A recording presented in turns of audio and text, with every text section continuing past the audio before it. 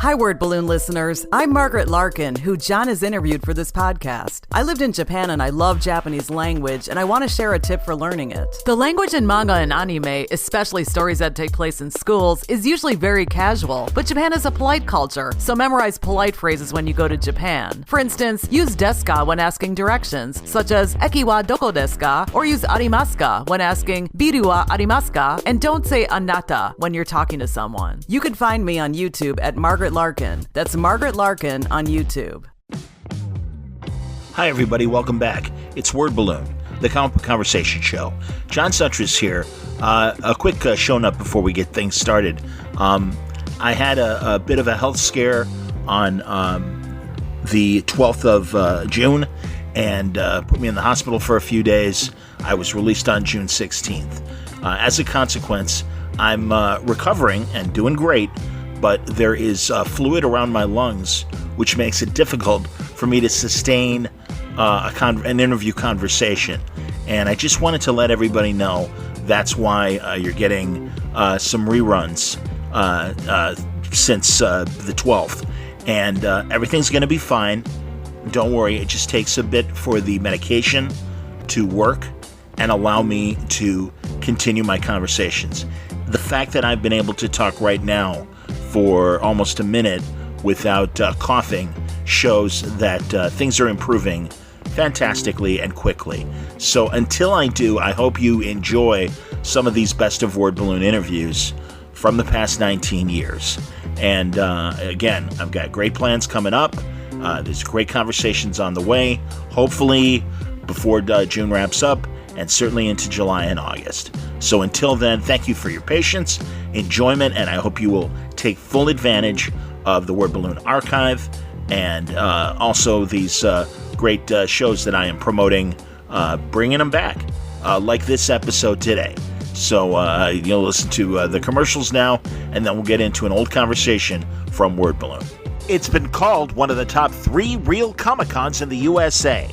August 16th through the 18th. Discover Terrificon as it returns to the Mohegan Sun Expo Center in Uncasville, Connecticut. Terrificon showrunner Mitch Halleck has assembled his biggest and best comic creator guest list to date. Jim Lee, Scotty Young, Mark Waid, Adam Hughes, Jason Aaron, Charles Soule, Scott Snyder, Greg Capullo, Brian Azzarello, alongside legends like Chris Claremont, Jerry Ordway, Howard Chaykin, Jose Luis Garcia Lopez, Louise and Walter Simonson, Klaus Janson, Lee Weeks, and dozens more. Terrificon also brings you the actors who have brought your favorite superheroes to life on the big and small screens. Michael Rooker, Charlie Cox, Star Trek actors Walter Koenig, Nana Visitor, Armin Shimmerman, Ethan Peck, Celia Rose Gooding, and many more. That's Terrificon, August 16th through the 18th. For information on tickets and guests, visit Terrificon.com.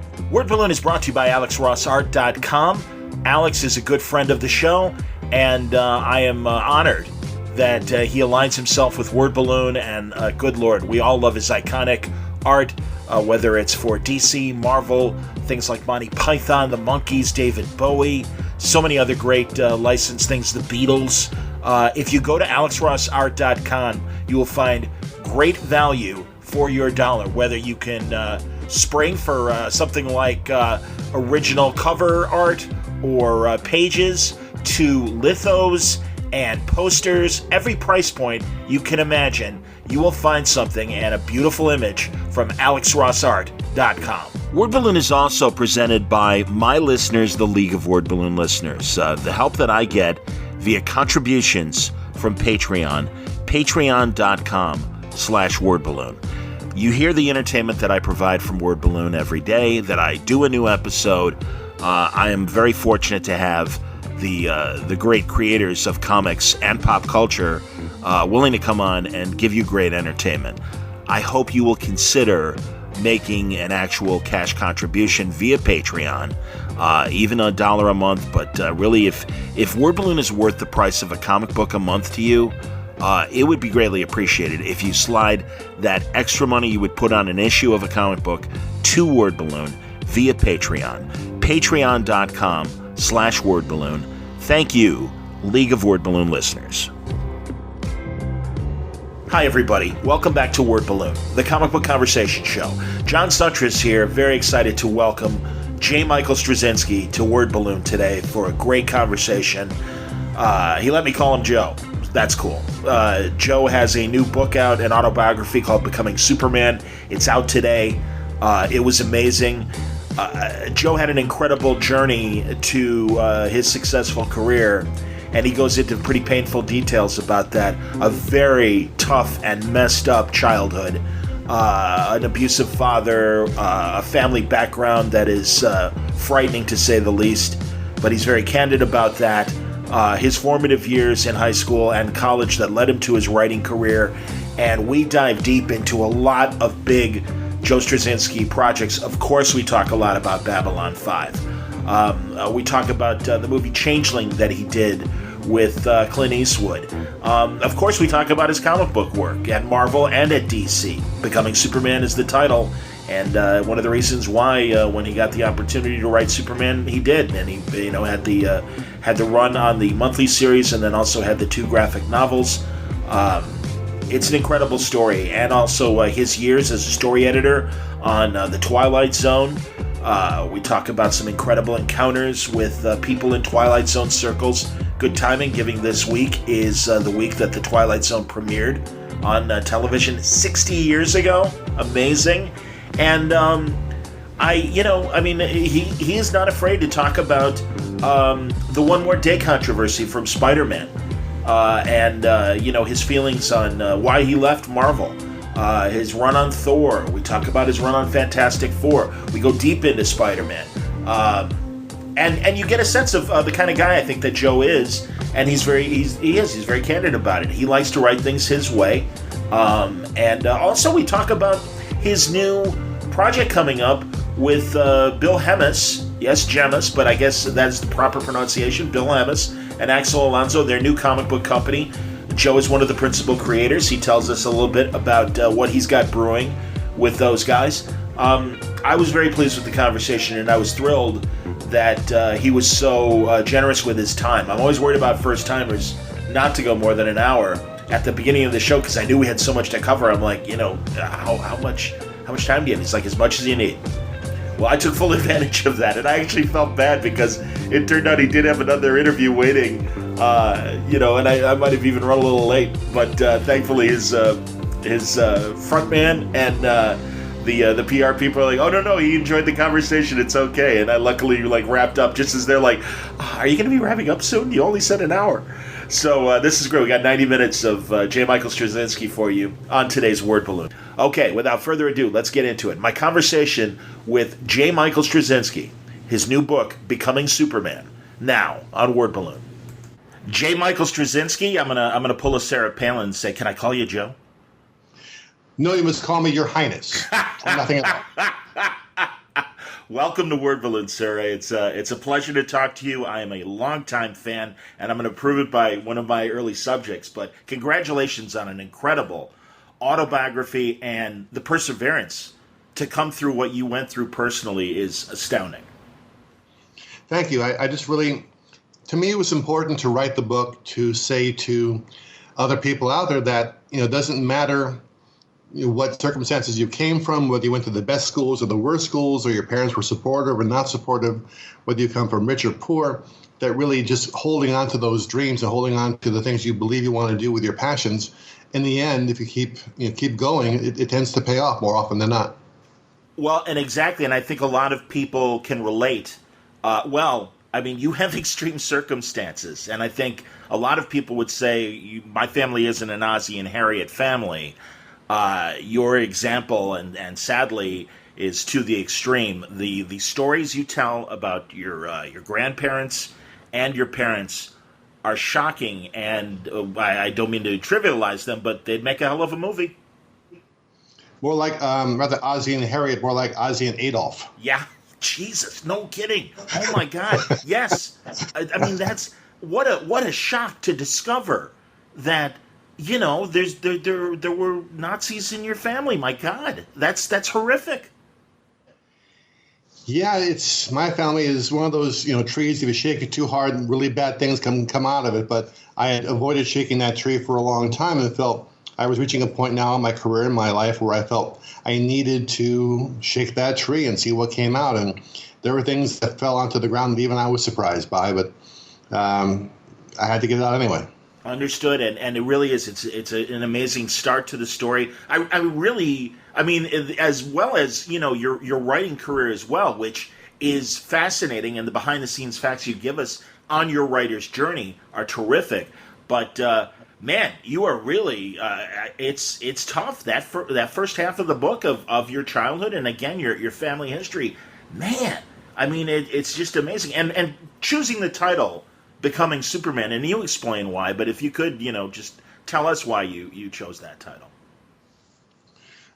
I come from, as you know, just really hard circumstances. We moved every 6 to 8 months around the country from different cities to different states because my father was always running from bill collectors. Wow.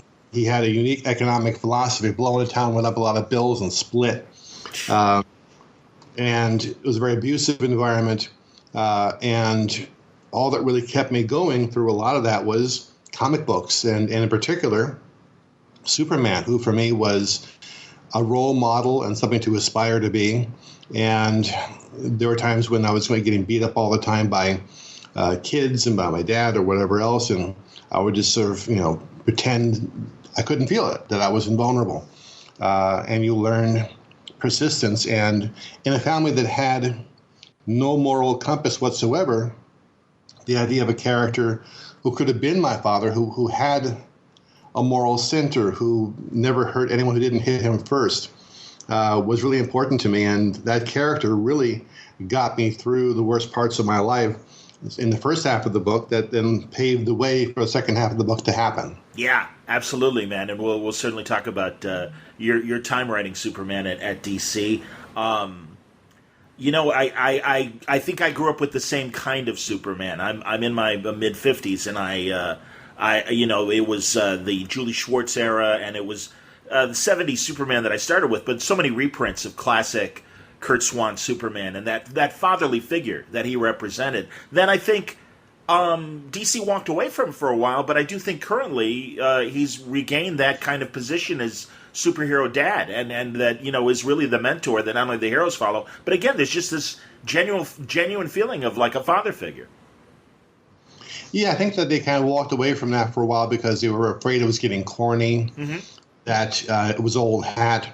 But when kids are in their 10, 12, 13, 14 years old, they need someone to look up to and someone who they can aspire to be.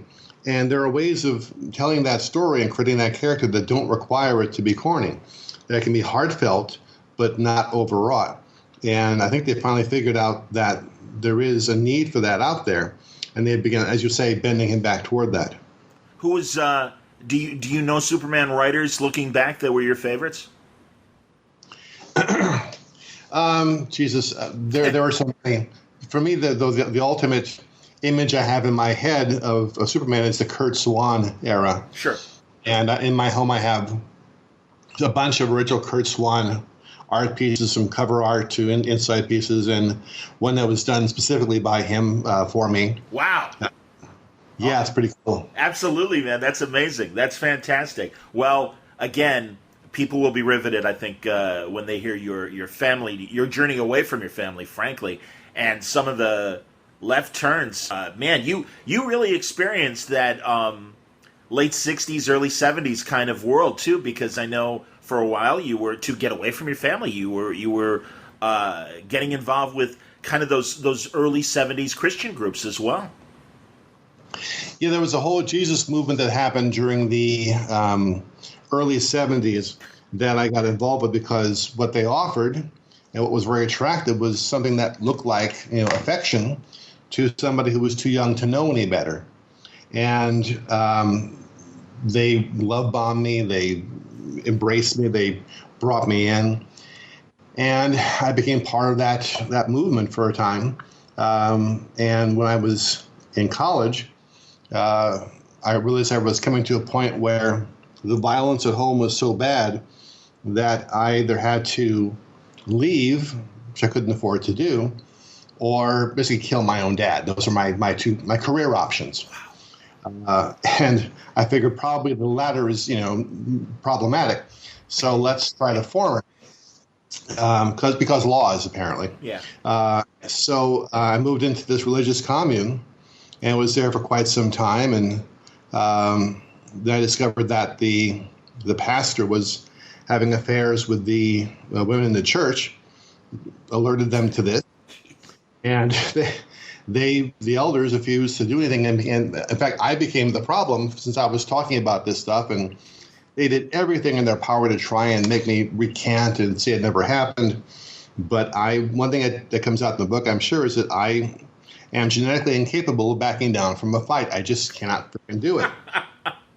So I dug in my heels. They dug in their heels. And eventually I had to just leave. I left behind, a woman I thought I was going to marry, all my friends. I left there with absolutely nothing, but, it was the right thing to do. And that ended my flirtation with cult life. Wow. Did any of the experiences in that ever rub into, like, Babylon 5 and some of the religious things that you kind of get into in Babylon 5?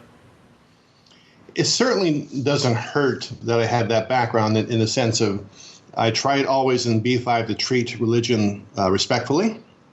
I'm personally, I'm an atheist at this point, but I never felt the need to take an axe to that.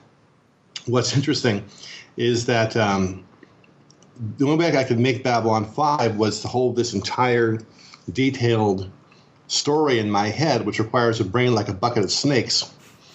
And I discovered that I kind of had that while I was living in the commune, because one thing they had us do one weekend was there was a room in the church that needed to be recarpeted. And they didn't want to pay money for it. So they sent a bunch of us dumpster diving at a carpet shop for bits and pieces that were left over. So, midnight raid on an old dumpster, and we're pulling out pieces. The next day we go in and we put down the mat first. Sure. And then we're putting down the pieces. And everyone else has got these big swaths of carpeting. They're putting it down in big areas. And I'm working with pieces like 2 inches across. Just putting them down in a little pattern. Because there are some people who you ask them what time it is, they'll give you a history of the watch. And sadly, I am several of them. And we finally finish, and the youth director comes in, looks at this beautiful display, and says, "Well, I can tell the part that Joe worked on." And that's when I realized I'm good with small detail, which of course made Babylon 5. Understood, absolutely, man. Well, we'll get to B5. And you kind of touched on it because your dad was ditching the bill collectors. How many different schools did you go to through high school? It was 4 different high schools, 4 different colleges. I don't even know how many schools before that. I lose count. Wow. But my first 17, 18 years, we moved 21 times. Jeez. From New Jersey to California to Texas to Illinois, on and on and on. Amazing. No, I mean, how do you obviously, how do you make friends? And you even address that. I mean, God, what a lonely life. And yet you found solace in a lot of great science fiction. And again, just being a few years younger than you, I can appreciate that when you discover sci-fi books and you go to the used bookstores or wherever and you're able to, get reasonably priced paperbacks, and suddenly this galaxy is open to you, and then the amazing extreme possibilities. I mean, that had to be wonderful. Oh, and you're absolutely correct. Part of the problem of moving all the time, as you say, is that you cannot make friends because there's no point, because you're going to be gone in X number of months. So for the first 16 years of my life, I had no friends at all. But science fiction became that continuity for me. Because I could be on page 16 of a Ray Bradbury novel in Paterson, New Jersey, and move to Los Angeles and go to the library, pick up the same book, same cover, page 17, and keep right on reading. So science fiction and the literature of the fantastic became, for me, a home. It became the continuity I didn't have anywhere else. Well, and again, thank God for a couple teachers that, among the many that you had through your high school years that really did say, hey, you've got a talent. And that's, forgive the comparison, but I know I was in a school play, and they're like, "Oh, I was the narrator of like a bicentennial play," and people are like, "Oh, you should be on the radio." And I mean, that was great to hear in 8th grade. And it's like, oh, yeah, that sounds like a great job. I'd love to be on the radio. And I mean, really, that's what kind of drove me. So thank God for, great teachers. And there's one teacher that I'll get to, but obviously it started with high school. And then in college, you get to study at the feet of one of the great writers of short stories and radio plays. And I'm an old-time radio fan. Please tell me about Norman Corwin. I will, before I get to Norman, though, funny story. The two teachers you allude to in high school were the first ones who saw any talent in me at all. And they encouraged me when everyone else said I was chasing stupid dreams. This was a time when we used manual typewriters. And sure. the creative writing teacher wanted, Mrs. Massey asked me to write a short story that they would put into the school magazine that year. And I didn't have a typewriter that I really wanted to use at home. It was very bad. So she brought in one of her home personal typewriters to the school to let me work on that in the classroom. And those are really heavy. Yeah. And I'm sitting at the desk with a plastic seat, little metal tray, and one of those very light desktops. And I'm working away, typing. I realize I'm out of paper. And I get up and walk to where the paper is, forgetting that the typewriter weighs more than the entire desk. And it flips. The typewriter hits the ground, shatters, keys flying in a million different directions. And I was just devastated and embarrassed. She was horrified, but said, "It's okay. These things happen. I have another one at home. I'll bring it in tomorrow. Don't worry about it. It's all going to be okay." Wow. So she brought in the other one. And when I'm in the writing mode, I disappear into my own head. Sure. And I'm working. I realize, oh, shoot, I'm out of paper. I snap. Oh, no. Second time. I murdered 2 typewriters in 2 days. I was never more humiliated in my entire life, and just a look of horror on her face I will never, ever, ever forget. But the other, as you say, the other person who changed my life was Norman Corwin. And at that time, I was in the mass communications program, which I did for a master's that I didn't even want or need, and looking for something that would keep me sane. And I saw that Norman was going to be the special guest lecturer at San Diego State University. And how we got into his class is a whole different story unto itself. But I knew that he was someone who had been, at the top of his career, considered the best writer in America. He was in the radio drama era. He was more famous than Art Schobler and Orson Welles and any of those guys. But he had been graylisted during the communist scare in the HUAC hearing period, and didn't work again for almost 20 years. And I read his stuff, and I was just amazed by him. And number one, he taught me techniques and ways of approaching the work that I had never even imagined before. But I came at him at a very bad time personally, where I had just come out of the cult and lost everything that I ever owned and everyone I ever knew. And I was angry at the world. And this is a guy who, again, was world famous, America's poet laureate. And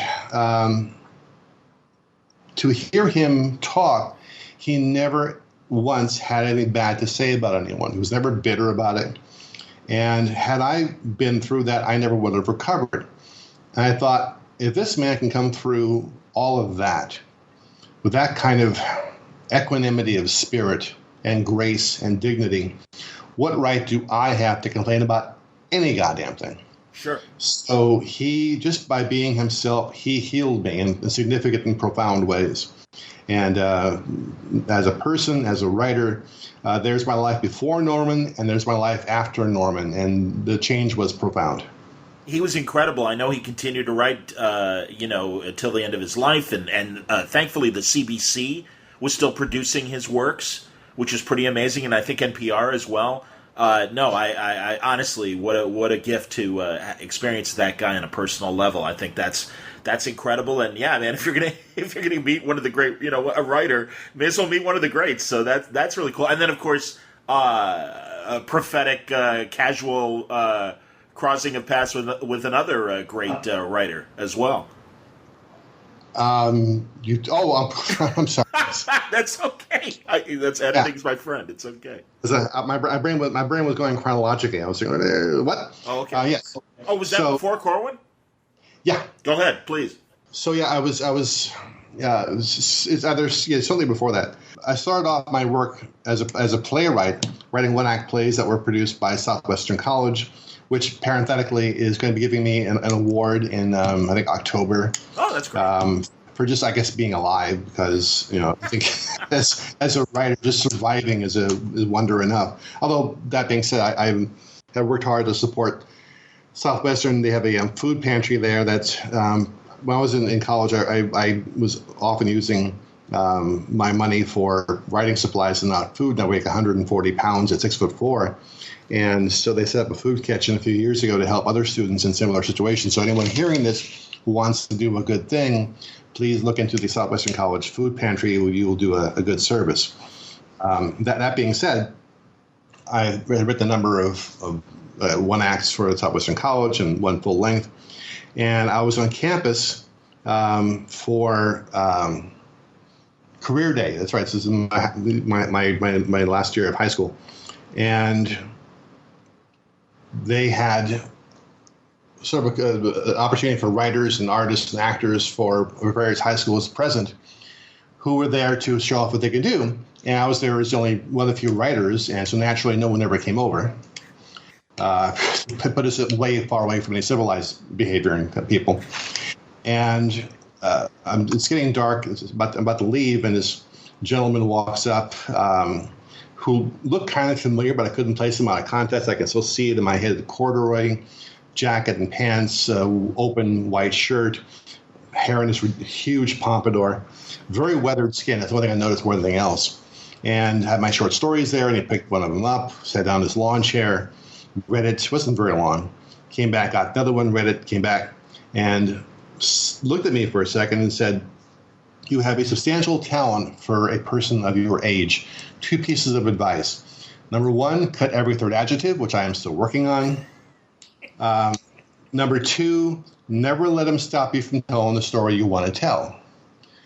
And leaves. Wow. And the academic advisor comes racing over like on a rocket sled. So what did he say? What did he say? What did he say? I told her what he said. Don't you know who that was? And that's Rod Serling. He's here to give a talk tonight at the college, and he must have walked in while he was just killing time. And I'm out the door. I'm already chasing him, and he was gone. That frickin' apparition. But that stayed with me for years as the first validation I had from an actual writer that maybe I had something going on. Wow, that's amazing. Good Lord. I love listening to his UCLA lectures. Thank God for YouTube, man. Thank God for UCLA keeping all that archive stuff. Yeah, that's amazing. And of course, I'm interested in your time at the Twilight Zone. But before we get to that, I got to ask you about one of your first paid writing jobs on a great old radio show from the late 70s, and it blew my, I guess, 13-year-old or 14-year-old mind, Alien Worlds. I loved that show. And I love the backstory of that they, am I right, they recorded it at Casey Kasem's American Top 40 studio.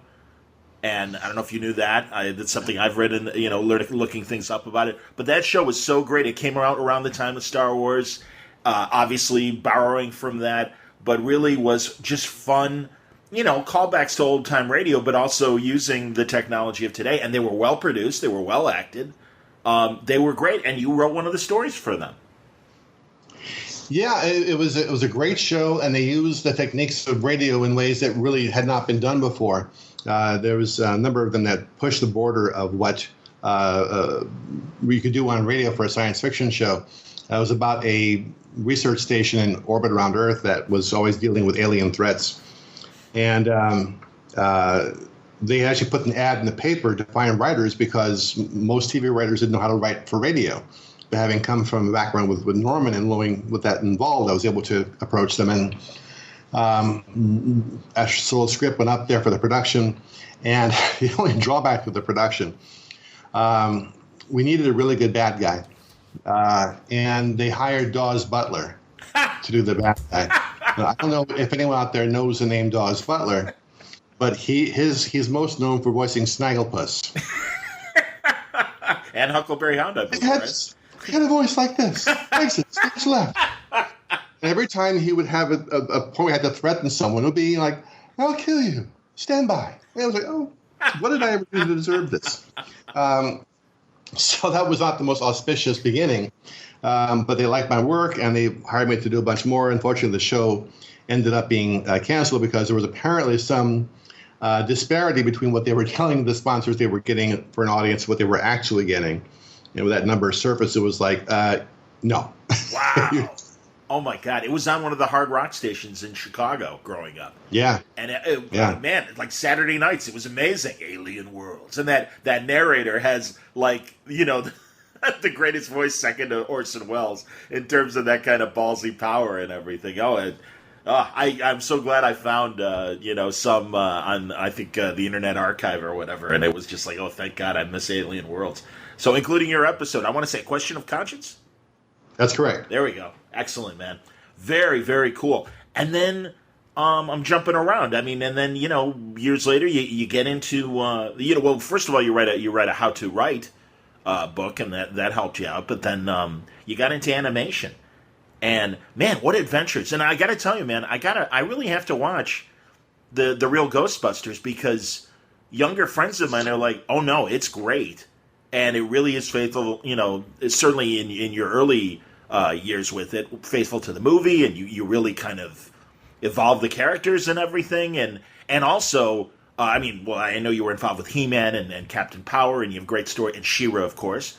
And then you talk about those. But, Real Ghostbusters, like I said, I have a lot of friends who I trust their views on comedy, and they're like, oh, no, that was a great show. And I know it's well loved by, people that were watching those Saturday mornings and stuff. I was a little too old. I'm sorry I missed it. Yeah, Real Ghostbusters was an awful lot of fun, and it's actually kind of funny because I got into animation because I deliberately blew up my career in as a reporter for various and sundry reasons we're on to get into here, and then got into He-Man and quit that show over various and sundry reasons, and then got into Ghostbusters, which I quit because they were sort of softening up the Janine character too much. I was quitting a lot of shows, and I realized I'm fit, but every time I did that, I got offered a better show, and I kept failing my way upward. Like, this makes no sense at all. But somehow it kept working out. But the Ghostbusters was so much fun because, again, I loved the original movie, and it was a chance to delve into mythology and parodies of old movies. We got to use every imaginable type of creature and entity. And we kept the stories pretty serious because I believe that you write anything, you should write it for kids on two levels. One, simple enough for the kid audience to get, but also with enough smarter stuff on top, or story or character stuff on top that adults can appreciate it too. And so we got really obscure at times. There was a point where there's a demonic spirit afflicting an Eskimo tribe, and they need to put together a group of people, to fight it. And they described it as an Inuit minion. And maybe 5 people in the country got that. And we were okay with that. That's awesome, man. And man, you had to butt heads with, exactly what ruined animation for a period of time. And that is, not only the censors, but also all the family groups, and they got to teach a lesson. And God, it just dumbed down animation. And truly, that's probably one of the reasons why I checked out of Saturday mornings as I was getting older, and then didn't, of course, girls as well. That's a good distraction. But, it really wasn't until, thank God, the 90s with edgier stuff. But you pushed back. And like you say, Janine, it's one of the great stories in the book about how they really wanted to, kind of defang her, and not in any evil way, but just, she was tough. She's Melanie Marin, the way she played her in the movie and stuff. And again, my friends told me that, no, the characters were very faithful in the cartoon as they were. And, like you said, you push back. You won't back down from an argument. Well, that goes back to what Rod Serling said, which is never let them stop you from telling the story you want to tell. And after we did Ghostbusters' first season, we were ABC's #1 rated show. We were nominated for an Emmy. And they brought in these consultants who proceeded, in my view, from a point of view of racism, sexism, and misogyny. And they thought that Janine, because she was a strong character and didn't take any lip from anybody and dressed in a very, adult way, not adult bad, but just, looking at, not like a mommy and bringing all soft clothing, that she was quote a slut. And that she needed to be made more of a mommy, made softer. She'd be more supportive, never raise her voice. And they even didn't like her eyeglasses because they were sharp. They were pointed at the end, and they said kids are frightened of sharp objects.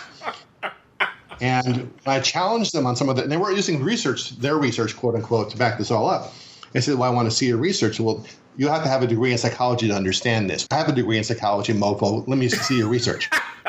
And they just, were just awful. And I told the network and the producers, if you do this, I have to go because Jane's our best character, and this is rights party line sexism, and I won't be any part of it. And I had to walk off the show because they weren't going to say no. The irony, of course, being that their version of that show then tanked. And a year or so later, they called me back and said, could you maybe come back and write some episodes and put us back on track? And I said, sure, but I write Janine the way she was, and they agreed. And the most wonderful part is the episode where I brought her back. The story was about a demon, the Latin term being makeover is lots of bucks. That was preying on her poor self-image to make her keep changing her appearance to make other people happy. And that's why her appearance had changed. And I was able to take some of the comments from the consultants and the censors and put it directly in the mouth of the demon, just to poke my finger in their eye because they deserved it. And boy, were they unhappy with that episode.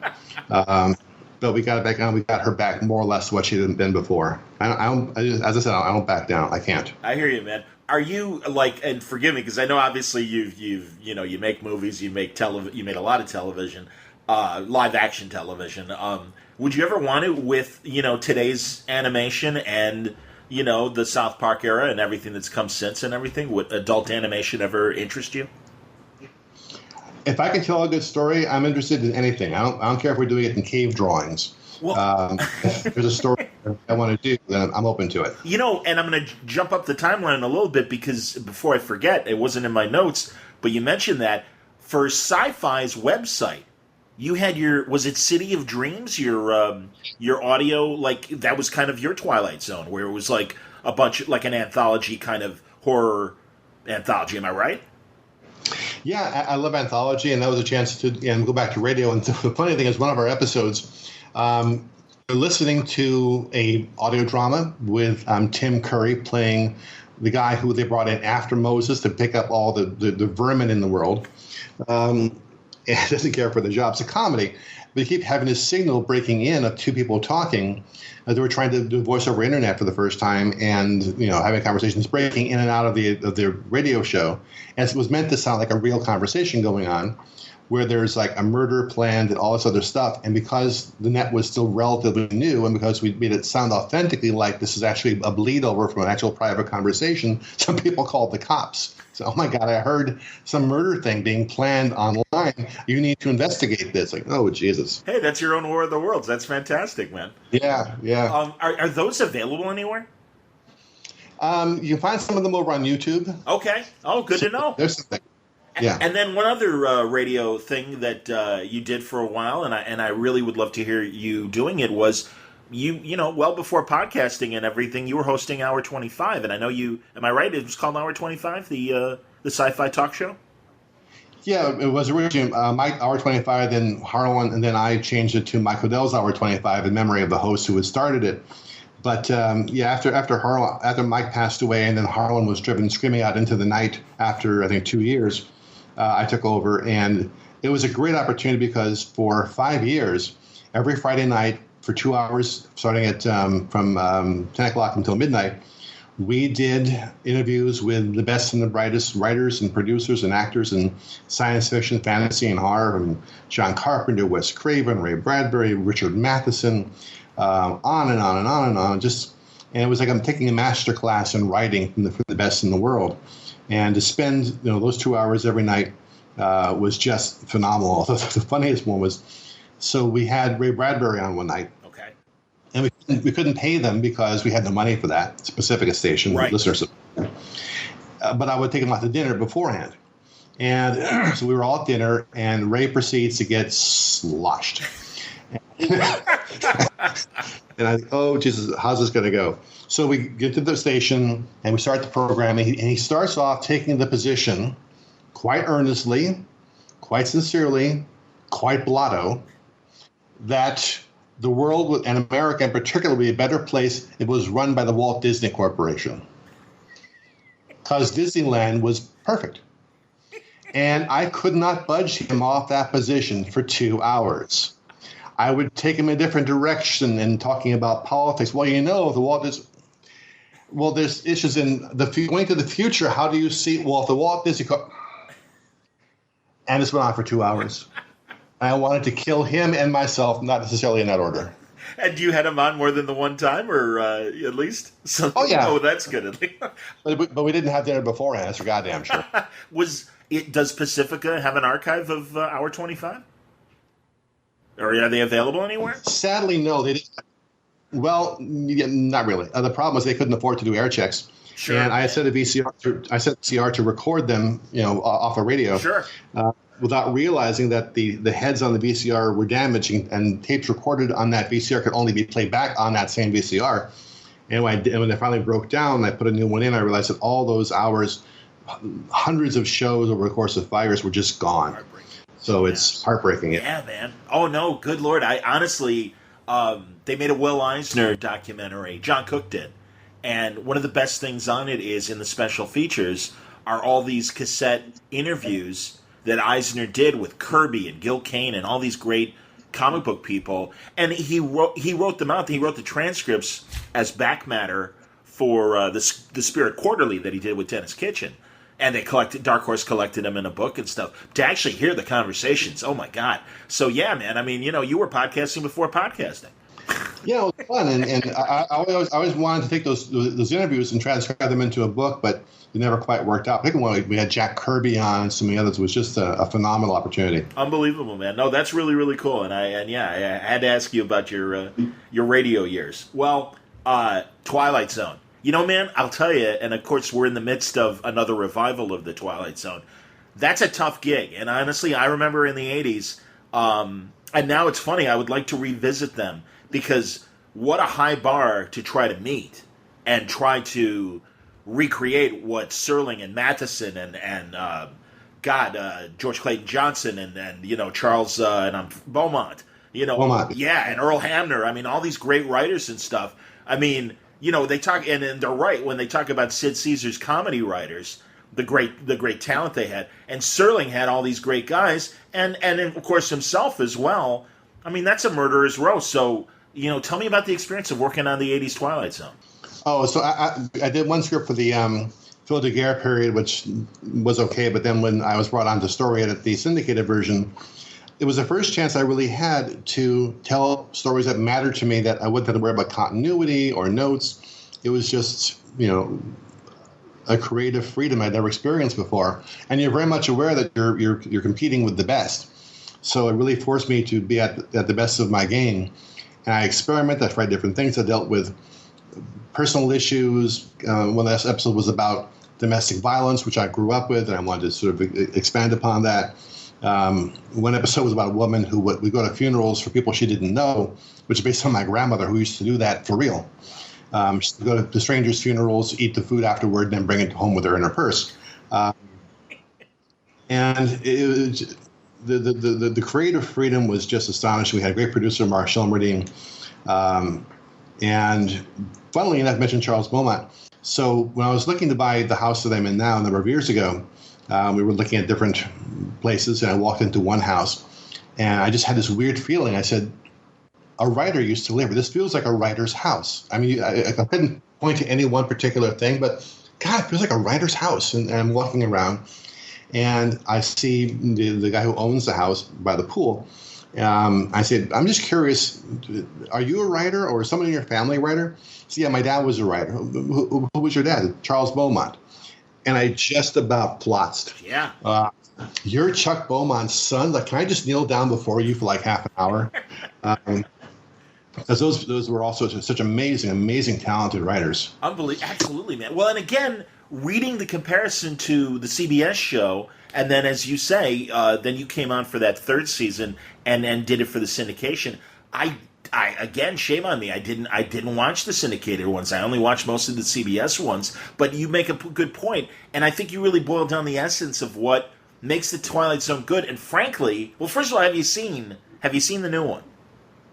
I haven't had a chance. I've been working my tuchus off and haven't had the opportunity to do so.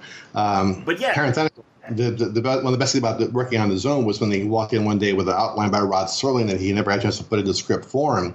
And suddenly after meeting him when I was like 16, 17, to see a credit on television with my name and his on the same screen, how does that ever happen? That's amazing. Yeah, man. No, that's amazing. And again, the UPN version that happened in the early 2000s. I mean, that's it. Like, after you work on something like the Zone, would you ever watch any of the future iterations or whatever? Oh, of course, absolutely. It's just a matter of finding the time. Sure. But I think it's up to us to be supportive of prior and past Zones. When I came onto the Zone, there was a script that CBS had hesitated to produce, an adaptation of The Cold Equations that was written by Alan Brenner, which is a very, very, very, very dark story. And the syndicators still wanted to change it. They were terrified of the story. And I said, you changed this, and I'm quitting. I don't care if it's a script I inherited from the other version, which was not necessarily the best, but this is a very good story. And I said, you will not touch this story, and it went through as done. But so I'm always very supportive of those who came before and those who come after. That's cool, man. All right, that's great to hear. And Black Mirror, have you had a chance to watch Black Mirror? Some of the episodes, yeah, I think it's very smart, very well done. I love that we're coming back into a period of anthologization because the cool thing about it is you don't have to worry about continuity or creating an arc or merchandising. You're telling one character's story about something that's happened to them that they cannot explain to themselves or anyone else.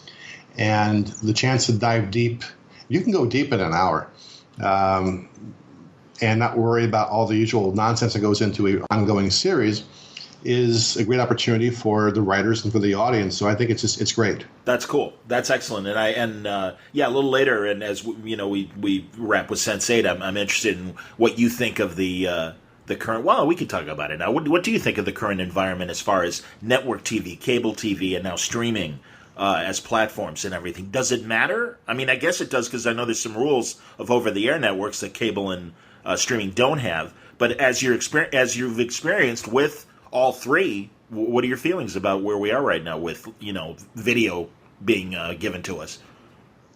I think honestly we are in kind of a new golden age of television. I am so impressed by what I'm seeing, and what's been driving this is a number of different factors. Number one, the movie business right now has kind of gotten overly commercialized and overly franchised. I was talking to a guy at Disney who said our goal is to make movies whose concept is simple enough to put on the side of a lunchbox. Sure. Yeah. Yeah. And that's driven a lot of writers and producers out of film into television. So they're bringing that kind of an approach. And last I heard, there were like 500 shows in production at the same time, which is why it's impossible to find a stage. And the number of showrunners who are qualified to run shows is relatively small. So a lot of them are saying, yeah, I'm happy to take over this show and run it for you, and I'll do this, but I want creative freedom. And so that's the only way to make it happen. So we're seeing a lot more unique voices out there. The Marvelous Mrs. Maisel is just freaking amazing. I love that show. Yeah. I saw Fosse Verdon. Yes. Chernobyl. Yes. Doom Patrol, which is... Oh, I'm so glad you said that. Yes, man. I was going to ask if you're watching Doom Patrol. And again, as a comic book fan, isn't it ridiculously great? My God. It is. You could never do that show for a network, not in a million years. And so there's the trade-off is we need money for shows, and the only way to get that is by giving creative people, I don't know, freedom to do their own thing.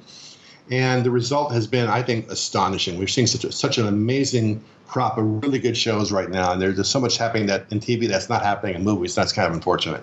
Yeah, and again, leading up to Babylon 5, your other adventures in live action, I'll let people read about your adventures on Jake and the Fat Man and Murder, She Wrote. Interesting behind-the-scenes stories. I wasn't expecting those. I didn't know that I knew you were part of Murder, She Wrote. I didn't realize Jake and the Fat Man, and that's pretty crazy. But on to B5, because we are talking about how television has become the writer's medium again, and again, people taking advantage of what they can do. Now, you were describing, obviously, how great the anthologies are, but then, your concept of a novel for television with Babylon 5, and now in the era of binge-watching and everything, I mean, that's amazing, because obviously you were trapped by the weekly episodic world, and also the newly, Star Trek barely cracked the ceiling as far as syndication goes, and then that syndication network that you were part of initially with Babylon 5 was a big risk, and certainly probably had its constraints and made it difficult to make the show and everything. But tell me, just in terms of the concept of a novel for television, that's pretty bold. I mean, when you're not sure if you're going to make it past your first season, and you're thinking about 5 seasons. Yeah, I mean, it's important to bear in mind that prior to Babylon 5, no American SF space series other than Star Trek had gotten more than 3 seasons in 25 years, so the odds were against this. At that time, every show, particularly in the genre, leaving out soap operas that are just these open-ended stories that go on forever, every show had the reset button at the end, so that every episode would then start the next week at a fresh point. There was no continuity because they were concerned, number one, that they wouldn't be aired in the right order in long-term syndication, and two, they thought that the average viewer had the IQ of basically a piece of lettuce with a wallet. And they just didn't want to go any further than that. And I said, no, I want to do a 5-year arc, and that sets up things in year 1, doesn't pay off until year 3, and all this other stuff, foreshadowing, clues, an overarching story that pays off and ends in the 5th year. And trying to explain that to the executives at the time was like, they looked at me the way a cat looks at a doorknob. They know it does something, but they're not quite entirely sure what that is. And so we did the first year, and they were trying to keep up with what we were trying to set up, and they didn't quite understand it in the second year. So, okay, these first few episodes are setting up the following year to pay off in year 3. This is going to go into year 4. And their response was basically, we'll be in the car. You do what you're going to do. You be you. We're not going to put our hands on this because we don't know what the hell you're doing. And so they left me alone from that point onward to just, do the show the way I wanted to do, which is a remarkable opportunity. It came out of benign neglect, but I'll take it. And after we did that 5-year arc that ended where I wanted to end, Ron Moore over at Battlestar, who was created at the time, basically said, I want to take that structure and take it to the next step over. I was talking to Damon Lindelof, who said when we did Lost, we wanted to use the Babylon 5 structure in that they had some problems with the network, but the general idea of it was there. And when those two then popularized it further, suddenly it kind of took off. And now we find ourselves today with all these shows that have multi-year arcs, which pay off better or worse than others. I actually had a meeting about a year or so ago with this one network executive at a cable service who I was pitching a story with a 5-year arc. He's grumpy, and he says, we got writers coming in here all the time pitching 5-year arcs, and they can never pull it off. What makes you think you can do it? Like, I invented it. That's how I know I can do it. Yeah, man, absolutely. And it's, I didn't come to Babylon 5 until when it was on TNT. And thank God the reruns and the standalone movies before the 5th season started, I was able to catch up. I think I don't know. My memory might be might be misremembering, but damn, man, that show it sucks you in. And I gotta you tell some incredible behind the scenes stories, things that about people like Michael O'Hare, the original lead, Jeffrey St. Clair. of Babylon 5 and why he left after the first season. And I do remember you talking about it right after Michael's passing. I am curious in terms of having to have that sort of dilemma, losing your lead. And I'll let people read in the book, unless you want to discuss it. But I figure we got to save some stuff for people to read in the book. But just the difficulty in terms of just the story, setting out the story and having to switch gears and make room for Bruce Boxleitner and Sheridan when you were planning on telling Sinclair's story for 5 years. Was there a division of the character ever in your thinking, or did you come up with Sheridan whole cloth going, all right, well, we're going to, someone's got to be the captain now? Well, what helped is that before we actually shot a frame of film, in addition to working out pretty much every episode for 5 years, which gave us that continuity we could stand on, that safety, I also had worked out trap doors for every single character on the show up to and including Sinclair, because contrary to popular opinion, most actors are humans, and things happen. People quit. People get hit by trucks, abducted by aliens. Things happen. And so I always had, sort of a backup plan if any of the cast, including Michael, left for whatever reason. So when I had to pull the trigger on that because of the issues he was facing, I was able to sort of, okay, plan B is already there. I know how this part intersects with all the branches of the story. I can move him to this train that goes over here, take this part of his destiny, transfer it to this character over there, and I'm still golden. I still get to where I want to go. I think that's the mistake some other shows make, where they don't. You have to plan toward your last episode. You have to know where you're going. If you're going to go on a drive to San Diego, you may be able.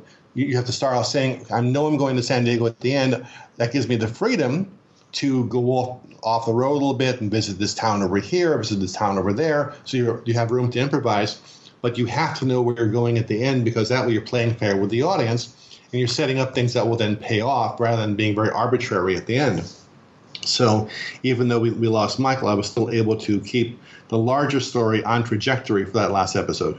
Man, and also, of course, Claudia Christian leaving and Tracy Scoggins coming in. And then again, man, in one season, you give a shit about Tracy Scoggins. And it really, you thank God, it must have been another trapdoor to, come up with that replacement. Great cast, man, up and down. And it's heartbreaking that so many of them are no longer with us because they really, I love the show, man. Thank God Amazon was running it again. I've got the DVDs. I really do enjoy just kind of setting up Amazon and kind of binging as I'm doing my work and stuff and revisiting these episodes. Yeah, I was talking to Bill Mooney about that recently. And, Bill comes from, of course, Lost in Space and worked in the Twilight Zone. And he said, I've been in television since, the early Cretaceous period. And I have never seen anything like what we've had with this show, with the number of passings we've had from the main group. The original Star Trek cast went, 25 years before they lost their first actor from the main group. And there was also there was all the Bewitched thing that was up against, what was the other show that we're competing with? One show had lost nobody, one show lost everybody. I don't know why the universe is picking on our show and our actors. It's not fair. We've lost Jerry Doyle. We've lost Stephen First. Jeff. We've just lost Andreas. Is Peter still with us? Peter Jurassic? Andreas Katsoulis, we lost. Peter is still with us. Okay, thank God. Jeez. And also Peter just did the audiobook for the biography. That's great. Wow. Yeah, I'm not a very good reader of words, so I asked him if he would do it. And he said, well, won't people wonder why you're not doing it? So I wrote a brief introduction for him to read before he goes into the actual book, where he explains why I'm not doing it, including, restraining orders. And at one point he says, look, here's the truth of it. Joe's a nice guy, but he has a voice like a sea lion with a slight New Jersey accent.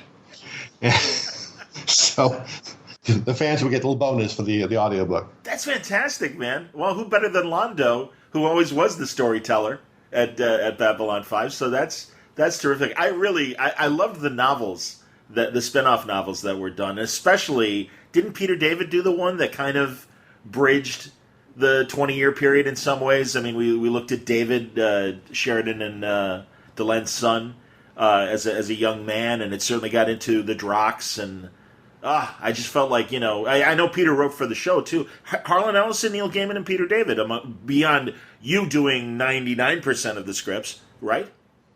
Yeah, and we also had Dorothy Fontana and a bunch of others. Oh, wow. I didn't realize Dorothy Fontana. That's fantastic. Yeah, they were a good bunch. Yeah, man. Jeez. And would you ever want to... I mean, I know you told the 5-year story, but then, of course, you had Crusade.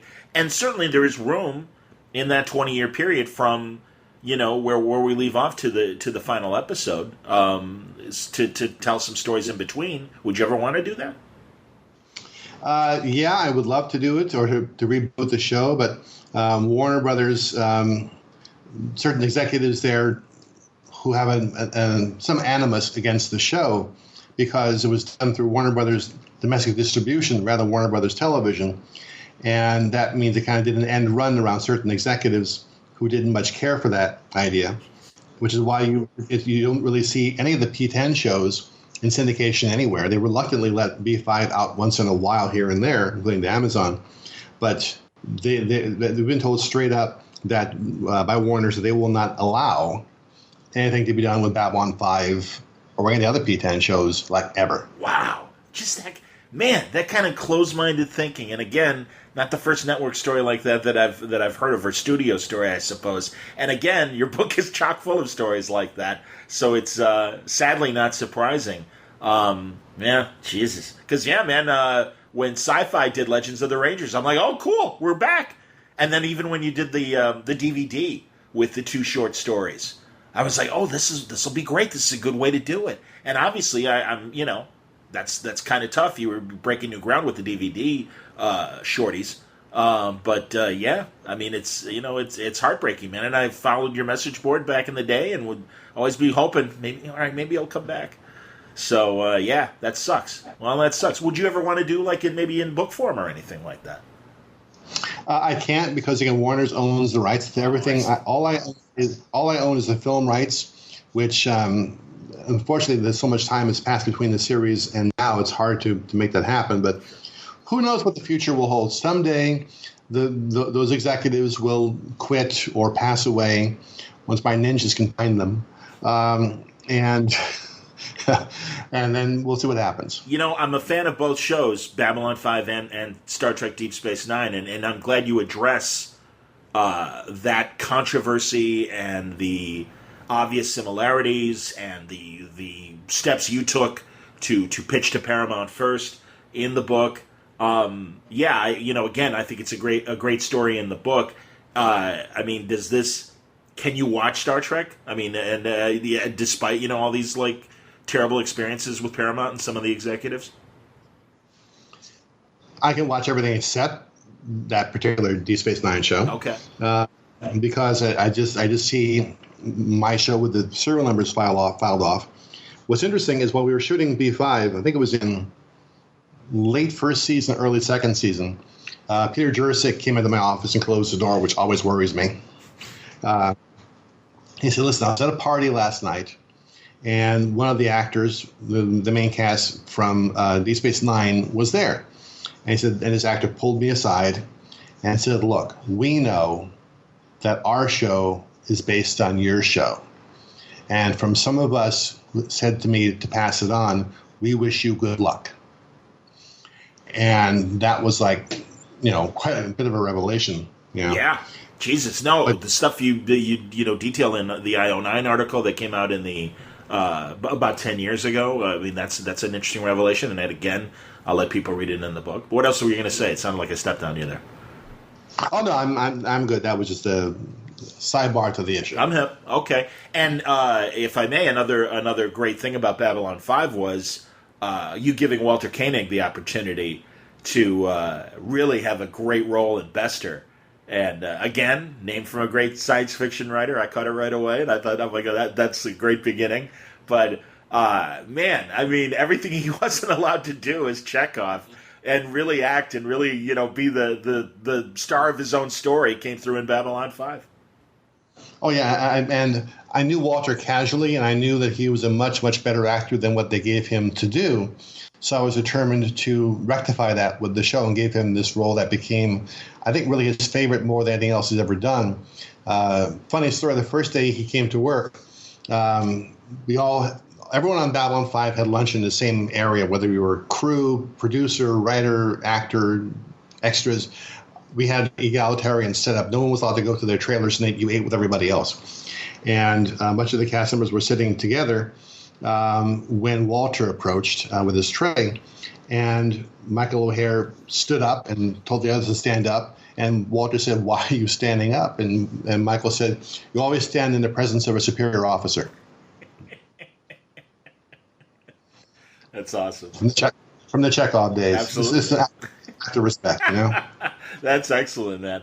Well, let's, if we can, I want to move on to comics and acknowledge the great body of work you did in comics.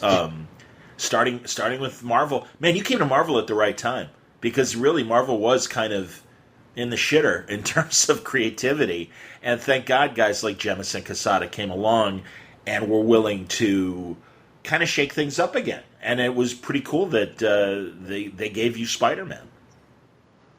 Yeah, they had either come through bankruptcy or on the edge of bankruptcy.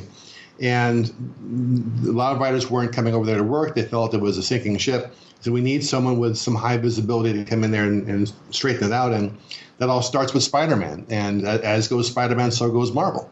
So they said, we want you to take it over and just do what you're going to do, and we'll back you up. And I said, great, my only requirement is you don't change my words. You change my words, I leave. And they said, okay. and for most of that run up until the very last part of it, they abided by that. And I had just an amazing, amazing time writing Spidey, and took him places where, for instance, I had Aunt May discover his identity. Absolutely, man. Yes, go on. I've always prided myself on being a feminist, and when other writers would treat me like this fragile thing who'd fall over dead if she ever found out the truth, this is a woman who lost her husband, raised Peter as a single mom. She has a spine of titanium, and I always thought that Peter got his powers from the spider, but he got his strength from Aunt May. Yeah. And so I had her find it out, and the most amazing thing that I hadn't expected was I got all these emails afterward from people, after all the conversation, and she said, look, those who love you can accept who you actually are. I love you, I accept you. People had the courage to come out of the closet as gay or bisexual or and they said they would send me emails saying I had the courage to come out because of that story. Wow. What's interesting, you mentioned Bill Hamas. So he and Axel Alonso, who was the editor-in-chief of Marvel after I left, recently formed a new company, Artists, Writers, and Artisans, to publish a new universe of books. And I'm the head of the creative council for this thing. Oh, wow. And it's really cool. And we're doing a shared universe kind of approach that really no one has ever done before in the way that we're doing it. Even me, I don't like to – you have two choices in life as a creator. You can either break new ground or fertilize old ground. And I'm much leaning toward the breaking new ground thing. I said, if you want me to come on this, I want to do things that no one's ever done before and creating a whole new comic book universe. And he said, we'll back your play. I said, don't change my words. We won't change your words. And I'm now 4 scripts into the first series, and we're looking to debut in October. And you're going to see stuff from this company you've not seen anywhere else. And I'm so excited about it. That sounds great, and shame on me and I'm glad you point that out, because I don't want to forget Midnight Nation and Rising Stars and the stuff you did at Top Cow. That was my first notice of you on the comic book spectrum, and then it continued into Spider-Man. And I'm glad you mentioned the whole Aunt May thing and revealing Aunt May, because man, that Romita final splash page shock as she walks in and then he's asleep in the Spidey outfit and everything. And then the issue later when she's writing, right? Am I remembering right that she wrote a editorial or a letter to the editor to Jameson? Oh yeah, she rather than just falling over dead, she becomes his biggest ally. So whenever a newspaper has something critical to say about Spider-Man, she's like writing angry letters about it and calling the editors. Well, my favorite part of the whole thing with Aunt May was at one point during the Civil War story, they have to move into Avengers Mansion, yes, and everyone else is there, and there's a moment when Aunt May faces off with Wolverine in the kitchen. And Aunt May wins. It was like the best moment ever. I'll tell you my favorite moment that you wrote in Civil War, and again, thank God you said something because it just suddenly sprung to mind. The conversation that Spider-Man and Tony Stark have. And it's great because obviously they touch on it in the movies, and it absolutely is mentor-student. But I really loved how if you don't mind, if you know what I'm talking about, I'll let you take it because you're the writer. Which one are you talking about? There's a bunch of conversations in Civil War. When Tony finally convinces Spider-Man to go to his side, and Spider-Man's like, Tony, you're smarter than me. So, essentially, I'm paraphrasing your words, but this is what I got out of it. Tony, you're smarter than me, and every inch of my spider sense is tingling and telling me this is the wrong thing. But I'm just a dumb kid, and you're Tony Stark, so I'm gonna back you. But if this turns out wrong, I'm coming after you. Yeah. And it was awesome because every now and then, and it happened later, of course, when the Kingpin went after Aunt May. But that's the thing, man. That is awesome because you absolutely capture his own self-consciousness. But every now and then, when the safety is off, Spider-Man is literally one of the most dangerous men in the Marvel Universe, and he should be. And that's what's great. And really, I loved that. And then further in the Kingpin moment, when he challenges him in the cell block and everything, that's high drama, man. That was great. Thank you. And yeah, Spidey never had his chance to sort of rectify that with Tony. So when I did Thor for Marvel, one of the things I wanted to do was to pick that thread up again. And there's a point in Thor where they discovered that when he was quote-unquote dead, Tony Stark cloned him for his own purposes. And Thor, having come back from dead, discovers this and has a little conversation with Tony about it and essentially kicks the crap out of him and reminds him, you are a mortal man in a tin suit and I am a god. Do not forget this. P.S. You're walking home.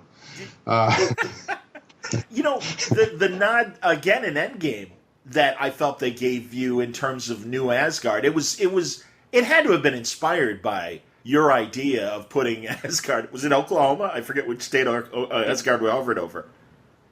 Yeah, there's bits and pieces of my run both in Infinity War and Endgame, particularly the new uniform that Tony Stark makes for Spidey, which is right from the comic. Oh, of course, the Iron Spider, yes. Yeah. When they offered Thor at first to Neil Gaiman, who ran screaming off into the night, and they offered to Mark Millar, who ran screaming off into the day. And then I said, I really want to do this book. And they said, okay, fine, let Straczynski have it. How much damage can he do? And they said, we want to do it with Asgard because usually it's out in space, it's somewhere on top of a mountain, another dimension. Where do you want to put it? And I said, Oklahoma. And they looked at me. You ever look in a fish tank and see a goldfish staring at you? It's that kind of an expression. And like, what? And I said, look, number one, it's great visually because it's Oklahoma. It's flat, flat, flat, flat. Asgard, flat, flat, flat, flat, flat. And putting Thor next to Iron Man or the Hulk, there isn't that much of a difference. But putting Thor next to an average mortal, A, makes him more godlike, but B, also makes him more human. And the idea of the Asgardians showing up at town meetings and helping out guys who have flat tires. Yep. At one point where they're having this town meeting and they're saying there's this weird smell coming from the area of Asgard. And the question of indoor plumbing comes up. And no, we don't have it. Well, what do? Oh, we throw it over the wall. The goats love it. The frost giants, not so much. And it was just, And it worked. And it was like there was not a whole lot of action in any of the books. It was just a character story, and Marvel was terrified it was going to tank because of that. But every single issue I did when I was writing that book was in the top 10 month after month after month. Dude, I remember. I was buying all the issues. And let's talk about Loki, because I'll tell you, man, the subject of transgenders is really a very individual point of view. And forgive me, audience, as a white cisgender man saying this, but that is my perception, that each possible toe in the water of transgender gets kind of dicey. What was the reaction? Have you heard the reaction from the transgender audience turning Loki into a woman? What I heard was that they loved it. It was that she was accepted pretty much universally and loved the change in the character. I've always been interested in playing, I'm not playing with it, that's not the right term, but exploring gender issues in ways that are respectful and ask different kinds of questions. So in Babylon 5, we had Marcus and Dr. Franklin go off on a mission as a married couple. And I remember. No one thought two things about it. It was funny that it was those two who were gay marriage was so ordinary by this time, and no one cared. In the Zocalo and crowd scenes, I always had same-sex couples at the table. Delenn was originally going to start off as a male character, and we shot Mira with heavy makeup and was going to alter her voice in the gathering. But the alteration didn't sound good, so we ended up abandoning that. That when she came out of the chrysalis, sure, that would have been the transformation from male to female. Oh. Didn't work out. So I wanted to explore those themes again of perception and identity and gender with Loki, and then of course later on in Sense8, we again built on that foundation. I think it's a valid and worthy arena to explore respectfully and to deal with the questions that we're facing currently. And I really think it fit in the specific case of Loki. Of course, Loki would play with gender because he's the god or goddess of mischief, depending on which gender he's currently adopting. And no, I thought it was terrific. No, I really and truly both on Spider-Man and Thor, working with Romita Jr. Johnny's awesome. I enjoy my conversations with him, and man, they gave you one of the greats to work with too. Oh, absolutely, and Olivia Kleipel was amazing. Yes. On Thor, and the year that Loki came out as female, I was at San Diego Comic-Con. There were a number of women and transgender people who were dressing as female Loki. That's great. And I saw one with just a complete.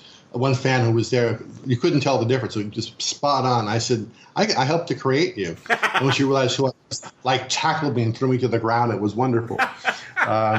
So I love exploring those themes. And as with B5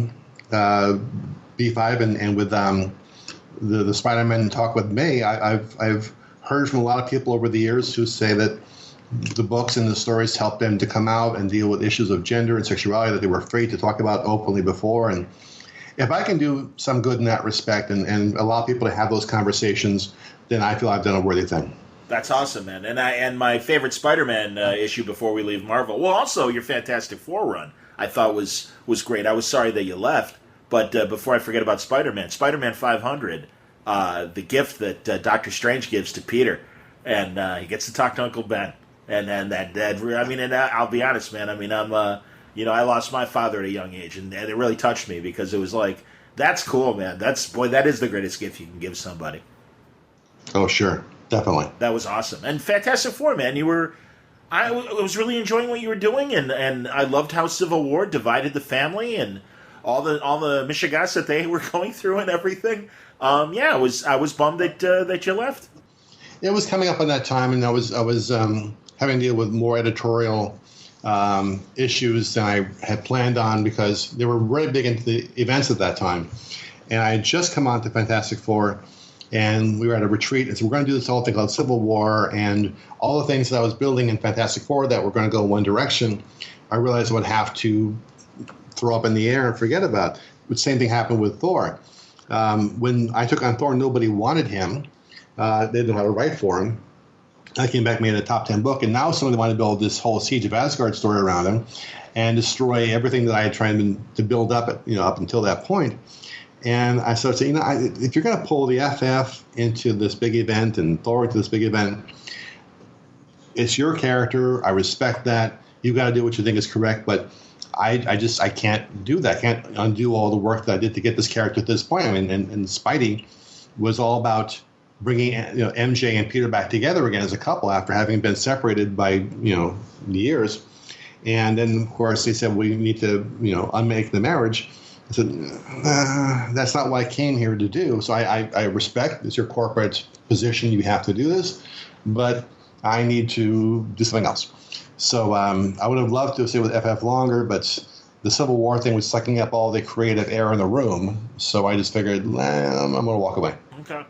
Well, and I know it was interesting. I'll say this as well. Reading the autobiography, you didn't really address the one more day controversy. Forgive the air quotes of controversy. I just remember being a reader then, and certainly following the ridiculous 24-hour news cycle that nerddom has suddenly acquired. But I'm surprised it wasn't part of the autobiography, frankly. It was originally, but the problem was that the book was really, really long. Okay. Some parts of it had to go, and it was just it's well known out there. It wasn't like I'd be adding anything new that's not already out there in the internet world out there. And it was kind of a downer, so I want to get into it. But certainly, the last couple of issues were not what I wanted them to be, and it left kind of a sour taste in my mouth when things went the way they did. But at a certain point, it becomes too internecine and too inside baseball. Okay, yeah, whatever. I mean, and like you said, it's well documented out there and everything. And hey, man, no, you added some interesting things to the Spider-Man mythos while you were there. Ezekiel and and certainly some controversy with Norman and Gwen getting down and having a couple kids. That was a big shocker. Yeah, it was going to be Peter and Gwen originally, and I was having lunch with Bill Hammas and Joe Quesada. We're talking about it, and I remember Bill said, I remember the exact conversation to this day, said, the problem we have is if Peter has kids, it ages the character beyond what he should be. And Joe said, why don't you make it Norman? Wow. And Bill said, that's a great idea. The fans will go crazy. And I thought they meant the fans would like it.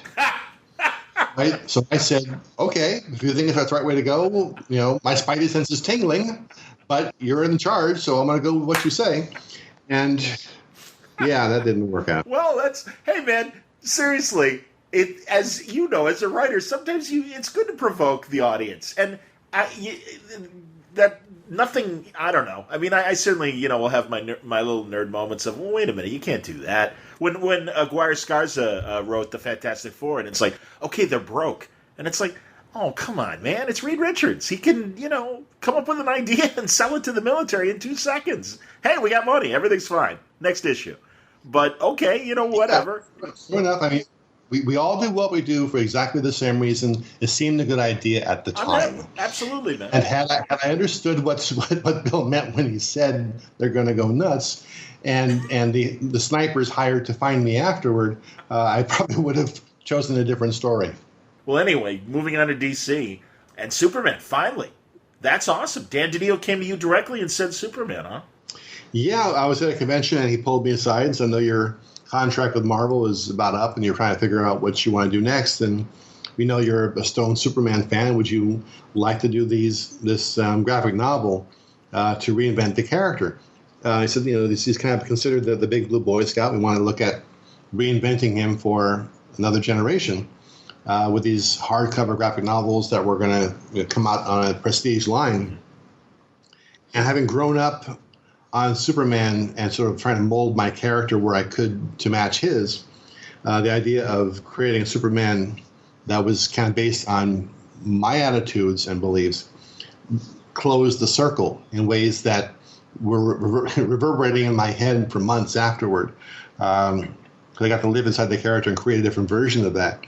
And really very proud of what we did with those graphic novels. And there were some countertempts here and there.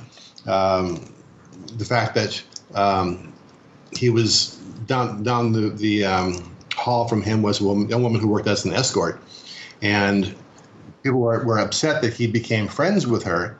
And I'm like, look, she's a person who is trying to figure out a better way to live her life. She can't get there yet. In the Bible, Christ hung out with tax collectors. Sure. I mean, come on. And she ends up saving his life, and we see that real strong relationship build between them. And it was really just a chance to sort of take kind of a millennial approach to who the character would be if it came along today. And I was very gratified when the book ended up on the New York Times bestseller list for like 32 weeks just for the first one alone. So that says we did something right. That's cool, man. And then, God, your success with the Changeling. Wow. And again, it starts, as we briefly mentioned, your journalism period where you discovered the true story. But, man, that's terrific to have that kind of in the back of your head for so long and then for it to finally happen and get the acknowledgement that it did. Yeah, it's funny as you go down the path of being a writer for year after year after year, you acquire more tools, and you're always seeing what's in the box that will let you tell different kinds of stories. And for years, whenever I looked in the toolbox of the Christine Collins story, I don't have what I need to tell that story. I tried numerous times over the years to make it happen. I couldn't get there. And at a time of great personal crisis, I said, let me look one more time. And I thought I had the tools there this time to make it work. And wrote this spec script and had my agent send it off without any real hopes it would go anywhere. And it sold like, a week after he sent it out to Ron Howard. Then Clint Eastwood came on to direct, and Angelina Jolie came in to star in it. And I went, from being this, sort of middle list TV writer to suddenly an A-list movie writer, which still confounds me. And it went on to do remarkable things. I got nominated for a British Academy Award. That's excellent. For that, and there aren't a lot of comic writers who can say that. And it was just, it opened up a lot of opportunities. I was able to do World War Z and work on Underworld Awakening and the first Thor movie. And it changed everything for me. It was such a marvelous opportunity. Did you have story conferences with Eastwood? What was that like? It was funny because, again, no one ever shoots the first draft, let alone the spec draft. Sure. They always go through a process. And I went to meet with him at his office on the Warner Brothers lot after he began his prep and wanted to show me his research and set designs and that kind of stuff. And we're sitting on his couch in one of Warner's lot, and he's on my left, I'm on his right, and he never looks at me the entire time he's talking to me. He's looking straight ahead at the wall or looking at these pieces of artwork and clippings on the left-hand side of the other wall. And we're wrapping up, and I'm terrified that he's going to say at some point, we're going to bring in someone else to rewrite this, which is what they would normally do. We're still working off the spec. And to try and preclude that, I said, listen, do you need anything changed, any revisions you want to ask for? And he turned, and for the first time, he looked at me. And it was Clint frickin' Eastwood. And I felt my spine go cold. It's like, oh, Jesus. He says, you know how many movies I've made? I'm like, a lot? A lot, he says. And I've got more phone calls on this script than anything else I've ever done not to screw it up. My job is to not screw it up. We're not changing a word of it. Wow. And they didn't. Wow. Yeah. That's excellent, man. Scared the hell out of me. Yeah, man. No, that's... No, that's incredible, man. That's fantastic. And even, prior to Eastwood coming on, like you said, Ron Howard and Grazer at, Imagine and everything, tapping you, because another like Billy Mumy, a guy that grew up in television. I mean, these guys are real visionaries, and it's excellent that they recognize what you were trying to do with Changeling. Yeah, and it's such nice guys. And although it's funny, I got to kind of realize after a while that most of them walk in a world that I would not want to walk in for a period of time. So, for instance, we were at the Cannes Film Festival for the premiere, and we're going to have dinner the night before, just for the premiere. and I'm getting ready in this hotel in the south of France. And for me, coming from Patterson, New Jersey, and Newark to being in a French villa in the south of France, I mean, come the hell on. I'm getting dressed, and the woman who's doing the coordinating everybody calls up from the lobby to say, listen, Brad, who's here with Angelina Jolie, Brad ran into Mick Jagger at the bar at the hotel. He would like to invite him to join us for dinner. Is it okay? And sure, why not? And so we go to this restaurant, and when Angie and Brad and Clint and the rest of them arrive and they walk in the restaurant, all you see are strobes of flashlights going off and people yelling and calling things out. When I showed up, it was like, who the hell is this? This is someone's dad come to pick up his son or something. And I got nothing. And I realized I can go pretty much anywhere I want. I can work in movies, but I can walk anywhere I want, and no one really gives a crap. These people are trapped. They can't go anywhere without this constantly happening. And I felt so bad for them at that moment. And realized that, I'm happy having the success that I have, but I'm glad my face isn't on camera more. I think the nation feels the same way. Well, to wrap up, one last question, and I really appreciate you spending as much time with me as you have. Looking towards the future, and again, I mean, you obviously have tons of more ideas. I'm looking forward to what you're doing with Hemis and Axel Alonso with the new company. I hope you'll come back when you guys are, closer to publishing. But do you ever see yourself going back to and ever writing other people's stuff, or is it, just again? I mean, you've got a body of work where you can certainly do your own thing. Is this the plan?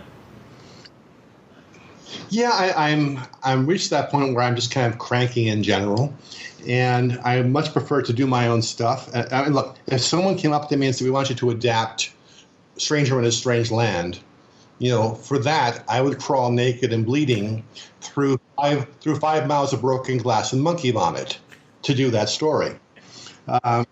But for the most part, I'm looking to do my own stuff. So there's the stuff I'm working with Bill and Axel. I just sold a pitch for a USA pilot. Oh, great. So I'm starting writing that next week for the outline. That's going ahead. When I left comics, I took a hiatus for 3 years. I said I wanted to work on novels and plays, as well as the biography. The things that I wanted to do, there's a novel that I've always wanted to write. I can't go into much detail about it now, but it's experimental, it's unconventional, it's controversial, it uses a structure that we haven't seen much before. And I finished it up, and we have a publisher who wants to buy it. There will be more phone calls next week, but if they go as planned, and very few things ever do, but if it does work out, then my first mainstream novel will be coming out sometime soon.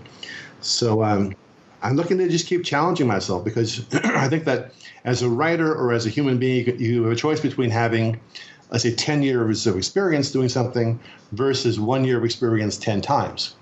You have to keep constantly challenging yourself and pushing yourself and trying things that you're probably going to fail at some of it, but that's the point. It's the military says that failure is an important part of the equation. If you don't fail once in a while, you're not doing it right. You try and get over the wall, you fail, you learn where your weaknesses are, where the wall's weaknesses are, then you try it again, and you get over it, and the wall doesn't stop you, Mr. Trump. And so for me, I need to keep finding those walls and throwing myself against them. And sometimes it works out, sometimes it doesn't. But that process is what keeps me going. The process of risking failure on a huge scale, because everything I do as a writer is out in public. So if I blow it, the whole world knows about it.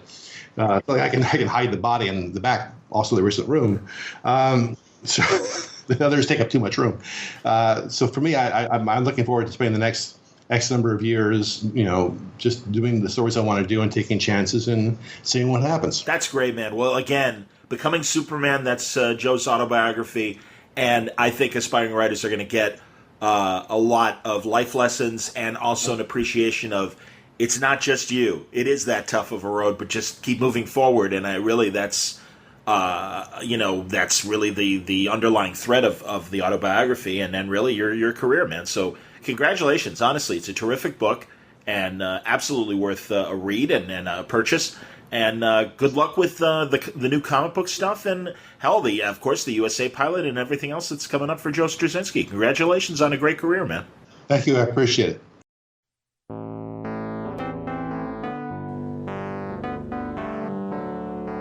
J. Michael Straczynski, check out his book, Becoming Superman. Sounds like he's got some great projects on the way this year, but if you're a fan of some of this great Straczynski stuff, whether it's Real Ghostbusters or Babylon 5, you're going to like this book a lot. I mean, really amazing conversations, and I really do think it explains why Joe would get up and leave.